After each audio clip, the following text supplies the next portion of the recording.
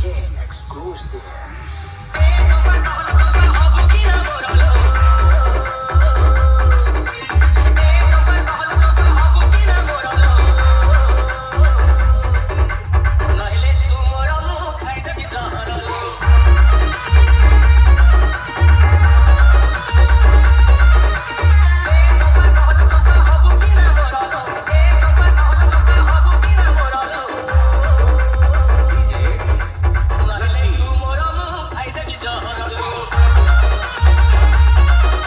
Subscribe करो पहले। हाँ जल्दी करो, मुझे पता है कि आप लोग नहीं करते, वीडियो देखते हो लेकिन सब्सक्राइब नहीं करते। लाल कलर का बटन नहीं से दबाओ, जल्दी दबाओ, जल्दी दबाओ, फिर मैं शुरू करूँ। दबा दो जल्दी, दबा दिया, घंटी भी दबा देना।